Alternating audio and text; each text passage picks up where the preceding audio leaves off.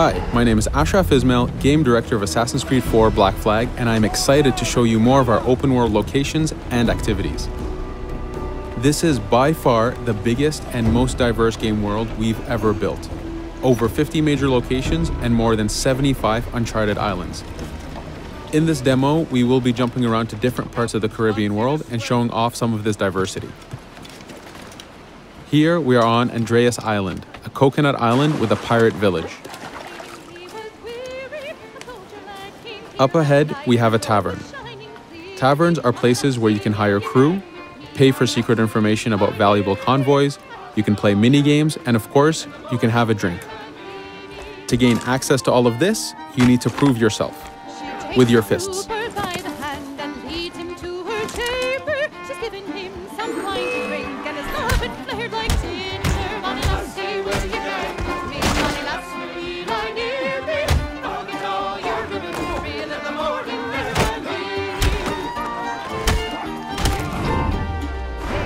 Now that the fight is over, you have access to the tavern and its services.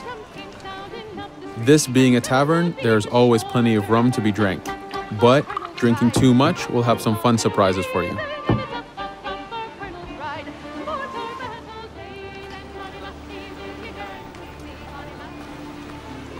Now let's head to that viewpoint and sync up. Each viewpoint in the game is a small navigation puzzle to reach the top. Synchronizing unfogs the map, showing you nearby collectibles and activities, and it also becomes a fast travel point so that you can quickly get back here. The world is massive. We need it to make it comfortable and easy for you to get to where you want.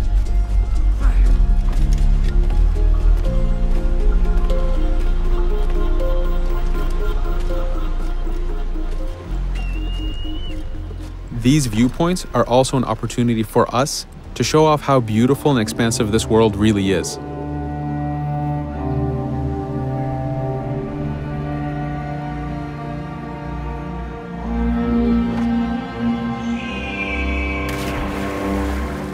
Now we're heading to another important location, underwater shipwrecks. We are now able to access these locations because we recently purchased a diving bell. These are real 18th century devices that pirates and sailors used to access the underwater. Underwater is how the golden age of piracy started. Through an incredible hurricane, tons and tons of Spanish gold was lost at the bottom of the seabed. This attracted poor, jobless sailors and pirates to dive down and grab this treasure. It was important for us to include the underwater as a new environment because it was so important to the history of piracy. The underwater is full of unknown dangers and predators.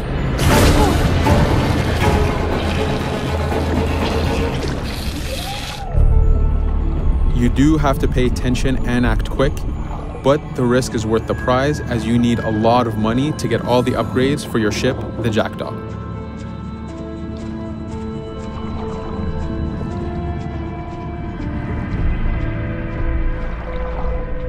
Stealth is very important, even in the underwater. Here, we can use the seaweed and plant life to keep yourself hidden from sharks and other dangers.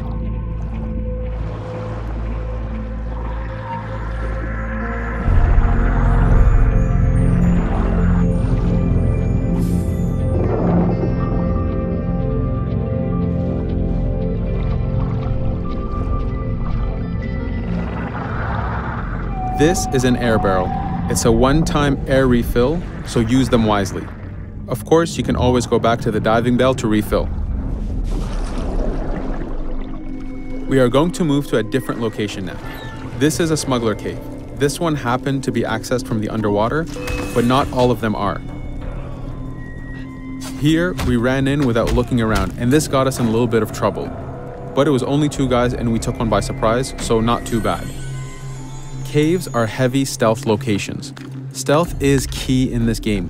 We've put a lot of effort in to make it a valuable and exciting gameplay for players.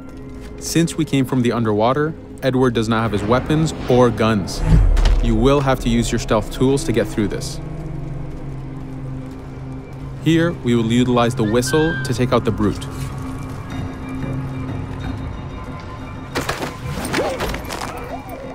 Anytime an enemy is taken out, they will drop their weapon for you to use.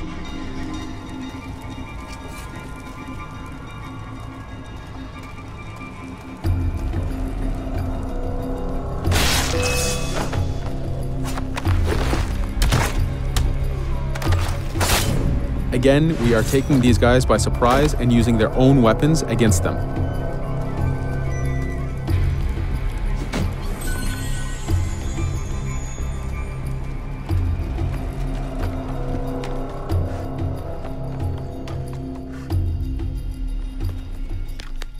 Using just your fists keeps things quiet. This allows you to take advantage over the second guard.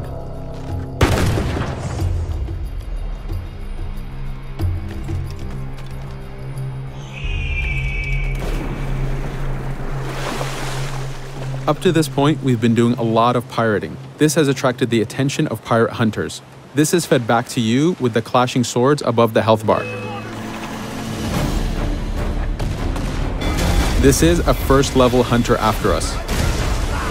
You can push the wanted system to reach level 4, where you have a fleet of intense aggressive hunters after you.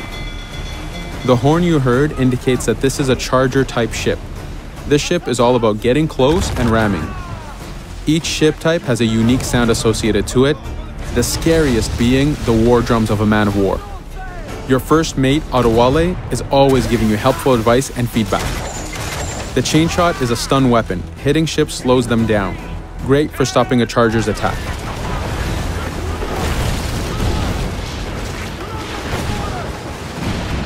As the masts come down, we can start a boarding. We need to take out 10 crew members to win the boarding. Of course, we can do it any way we want.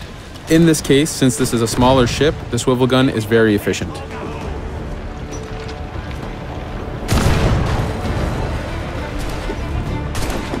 There are many objectives in the boarding system, including destroying powder keg reserves and removing the flag from the top mast. But the most basic objective is to eliminate the crew.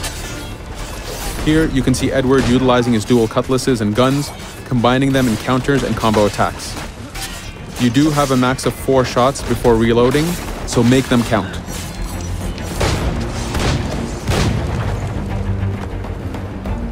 Plundering a hunter allows you to send a very powerful ship to your fleet. They are also a good way to gain ammo for the Jackdaw. In this case, we will use this opportunity to lower our wanted level.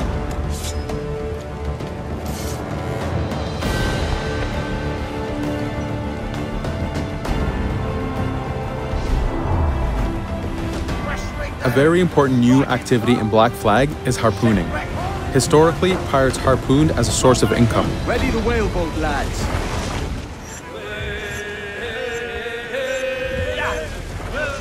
Harpooning is a part of upgrading Edward and his gear. There are many different types of creatures to harpoon, and they are all needed to get every single upgrade. Steady now, lads.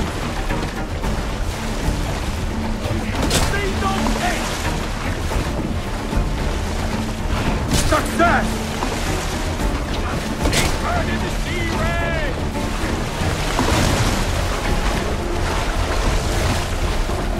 It's weakening! The blast has torn the rope! Stay sharp, lads. This is one of the smaller harpooning targets. Just imagine taking on a great white shark or a blue whale.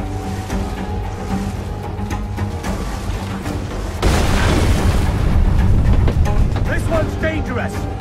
The harpooning activity itself has upgrades, and you will need them to take on the bigger targets. You can upgrade the health of the rowboat, the number of harpoons you carry, and the damage of the harpoons themselves.